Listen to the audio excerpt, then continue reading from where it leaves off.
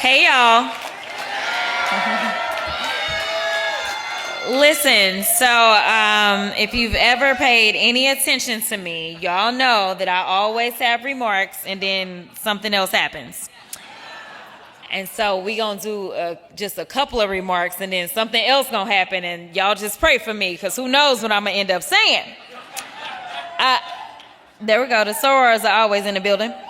And so it's crazy though, because Morgan decided that he wanted to steal some of my thunder, so I feel away. Because I like to tell my own stories.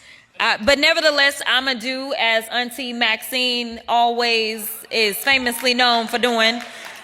She's always reclaiming her time, and y'all, we a little behind. So I'm going to make sure that I give y'all some of y'all's time back, honey.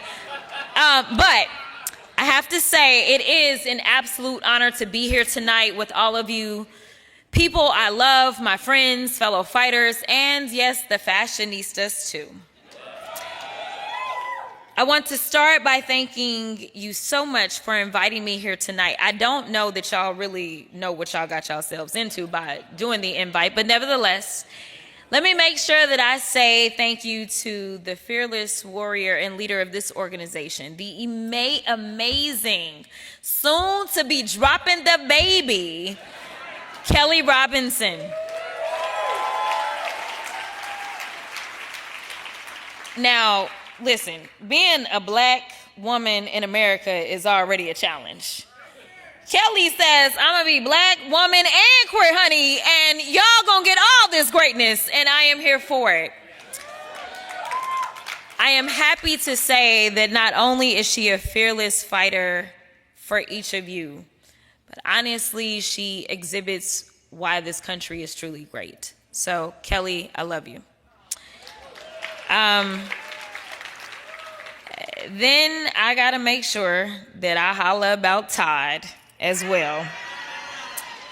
And I gotta say thank you so much to Todd as well. Thank you so much for pulling this together. And he was like, you know, she said she was gonna come through. Listen, Todd was on my back. Todd was like, nah, sis, we been in these streets. I'm gonna need you to come through. I'm like, nah, Todd, I gotta go home. And the peoples in my district, you know, the ones that send me to, he's like, I hear you, but. And so, no, listen, I have had the honor of working with Todd behind the scenes. There was so much that went on in the campaign. And I can tell you that, you know, sometimes you meet people in this business and it's literally business as usual. And then some people that you meet and you recognize and you realize that they are going to be in your life forever. And I can truly say that Todd is one of those people. And then there's the guy that tried to steal my thunder for the night. That is Mr. Morgan Cox. And I remember when I there was actually an HRC event in Congressional District 30. For those of y'all that don't know where CD30 is, it's Dallas. Because people be like, Houston, girl, you from, they just believe I'm from a big city. So they just go to the biggest one. No, I represent Dallas, and I have the esteemed honor of representing an area that we affectionately call the Gayborhood. I am also happy to say that I was always endorsed by Stonewall Democrats, and that was in my race for State House as well as my races for Congress. And I can tell you that Morgan has always been one of those people that will ask, what is it that you need? You know, a lot of people see you out front fighting, but nobody's really asking you, what do you need to maintain that fight? So thank you so much, Morgan, because we in these hot-ass Texas streets, honey. Y'all know we got Governor Hot Wheels down there. Come on now. And the only thing hot about him is that he is a hot-ass mess, honey. So yes. Right, okay. All right, I'm gonna move on, because I got other people that's also hot in these streets. All right, got to make sure I got through all my thank yous because we're about to go off script. So I want to say also thank you to each of you for being here tonight, because your presence, your passion, and your persistence are what make this movement unstoppable. But tonight we gather under the banner of people, purpose, and progress. And so I'm now going off script, just so y'all know. This is where things may get a little off the rails. I know y'all are like, I thought it was already off the rails, child. But I'm going to be quick, I promise. So first I want to talk about people. And one of the reasons that I said that Morgan actually stole some of my thunder is because one of the people that I love the most, honestly, the last time I was at an HRC dinner, she was on stage speaking. And her name is Libby. And Libby is a young trans girl right out of Texas. And Libby is actually celebrating her birthday today as well. And so, yes, Aries run the world. Mine is next Saturday. Yes. We are fire signs for a reason, y'all. And so here it is. Libby started testifying at the Texas House back when she was about 6 years old. And so here it was, they had the bathroom. You know, I actually went to the restroom and I was like, I'm confused. It say women and then it say everybody. What am I supposed to do? But we had the bathroom bills because, of course, policing bathrooms is where it's at. That's usually why most people are voting for their elected officials, because they're like, how good are you going to be about policing the bathrooms? You know, that's why we had so much drama with Sarah in the United States House, is because we had to make sure that we could police the bathrooms, y'all. And let me diverge just a little bit on that one, too. Have y'all ever heard of Nancy Mace? I'll take that as a yes. So literally, right? Nancy was like, you know, trans people, you know, they the end of the world. She doing videos every day. She doing at least 100 tweets a day, all about the trans people, right? All at the same time that the amazing Sarah McBride is swearing into the House. And listen, y'all, Sarah has more swag as well as more patience than I do. I'm going to just be real about that. And so, you know, they changed the rules all because Sarah's in the house. And Sarah's like, cool, whatever. I got my own bathroom I don't care. Fine. And so literally, this is real life. I don't know if y'all know this, so I got to tell y'all this because it is like too stupid to be true, but it is. So here it is, one day, and we have all these Signal chats. If you don't have Signal, get on Signal, okay? Do not trust that. Get on Signal, y'all. So we got all these Signal chats. So we have like our Dem Women's Caucus chat that exists. And I know there's at least one person in this room that knows this story because she's in that chat. And so, you know, I'm not going to say who, but someone was like, you know, I went to the women's restroom today, and Lauren Boebert was so rude to me. I was holding the door for Lauren Boebert, and then Lauren, you know, is like rude to me and snuffling and walks out. But then it's also Lauren Boebert, so like, whatever. So I think that's kind of how most of us took it, right? Like, it's Lauren. And so, like, undoubtedly, Lauren thought that this cisgender freshman woman was Sarah McBride. She had gotten confused. So she runs out of the bathroom to go and get her big sister, none other than Nancy Mace. And so they come back to the bathroom trying to find Sarah, who ain't been in the bathroom. And then finally, like maybe an hour or two later, Lauren Boebert finally realizes that she got confused. And she goes to apologize to the member that she was rude to, who she was rude to because, but anyway, they're not even good at being like bathroom police. That was the whole point of the story. Like, you ain't even do that right. Go sit down. So, seriously, no, yeah. Truly. Yes, you campaigned on being bathroom police and you fucked that up. So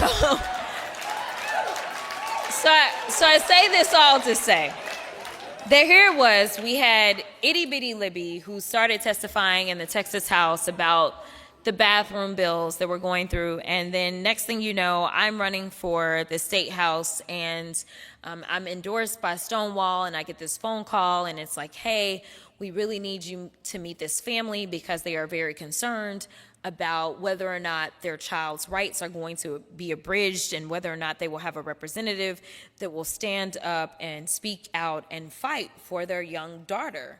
And so I said, all right, like, I guess, like, hook us up, like, whatever. And so, and so they did. And truly, Libby and her parents, Rachel and Frank, have legitimately become my friends and my family, and their young daughter, Ceci, is my boss because she's going to be the first woman president of the United States. But I say that all to say that they had the audacity to say, if you are going to run for office and represent this entire district, I'm going to need you to understand what it looks like to represent for us. And I want to say that every single person in this room needs to have that type of audacity. Because seriously. Because we live in a time in which when you have elected officials, they are so highfalutin. And it's almost like everybody else is peasants. When at the end of the day, we work for you.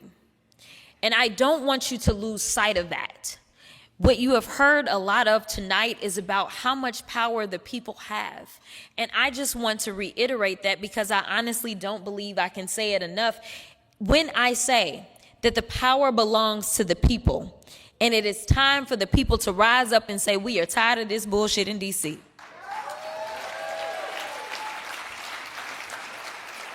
So that's the people freestyle. Now let me get to the purpose so I can go on and get to the end. When we talk about purpose, I can tell y'all that I honestly hate politics with every fiber of my being. I hate it. I can tell you that I am not the kid that grew up in a house where I had parents that were so engaged in politics. I mean, my parents always went and voted, but never did they imagine that they were going to end up having a kid that would end up being a politician. That was never part of the equation, at least not part of my equation. Now, if any of you follow me, then you know that my dad is a preacher. And you'll know that I truly am a Christian, not the fake Christians that we hear about, but like I'm a real one. And with that, I truly believe that God has ordered my steps. I can tell you that I don't believe that I stand here by accident, but I stand here on purpose. I stand here on the purpose that God has written over my life. But I can tell you that we all have a purpose. This is not just about any one individual. It never has been. It never will be about any one individual. Right now, we have so many people talking about who is our leader, who is our leader. Let me tell you, the person that you've been waiting for is sitting right here. It is us. No one is coming to save us but us.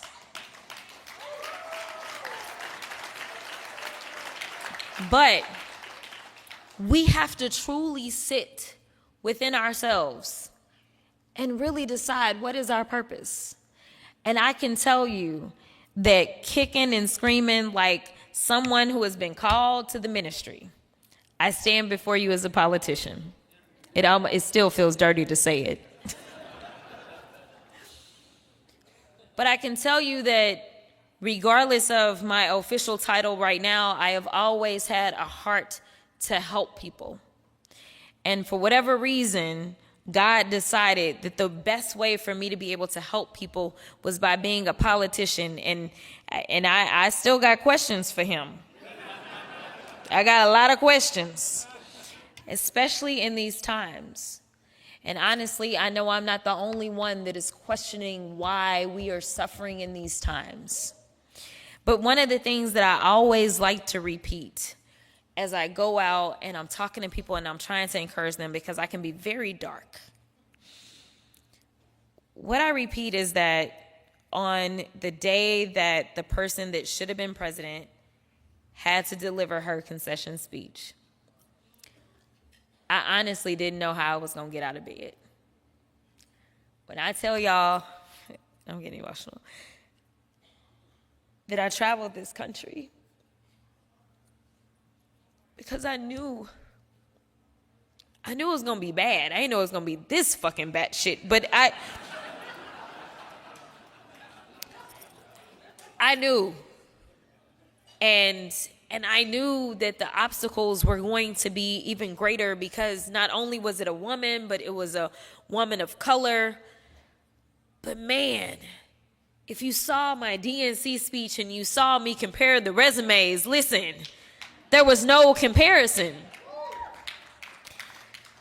And I'm telling y'all, there were times that I hit 5 cities in one day and no PJ, just so y'all know. Fighting to make sure that people understood what the stakes look like, and making sure that they can make a choice that was really going to deliver for them, because it wasn't ever about Kamala Harris. It was about us. And I kept saying that if you think this is about whether or not she gonna be hurt because she loses, this is about whether or not we gonna be hurt if she loses. And I can tell you right now, we are the ones that are hurting, not Kamala Harris. So here it is. I'm trying to make sense of, God, why? How is it that you would put somebody so evil into literally the highest post of power? And then I just decided that sometimes we got to go through the hard times before we can truly get to the good times. And so as she was supposed to deliver this speech and I'm struggling and I can't get out of bed, all I could think about was all the people that showed up for the rallies and they had her back when things were looking good. But I wondered how many people would stand with her when things didn't look so good. And so that's when I put a hat on, because I had taken my braids out. And yeah. I know the black women in the room definitely know the struggle. Yeah, and I was just like, I hope don't nobody recognize me. And yeah, no, I looked a hot mess. But I rolled out of bed and I went to Howard's campus, and I just wanted to be there. And I didn't plan to see her on that day, but I knew her staff would make sure that they told her that I was there, because I thought that was important. But Kamala Harris did what she always does, at least when it comes to me. And somehow when it seems like the chips are stacked against her, she somehow found a way to inspire me on that day. And she said that in the darkness, that is the only time that we can actually see the stars. And so it's time for all the stars to start shining as brightly as they can. And I am here to tell you that we are engulfed in darkness. But I'm here to also tell you that each and every single person sitting in this room is a bright star. It is time for us to rise up. It is time for us to inspire others. It is time for others to see us in this darkness and say, damn, if he or she can look good doing it right now, then I know better days are coming. So I'm here to tell you, better days are coming. So the final P of this is progress. So I want to talk about what progress looks like. Progress looks like being able to marry whoever it is that you love. Progress looks like federal courts standing on the side of trans service members. And finally, progress looks like all the sponsors that supported HRC today in spite of this hateful administration.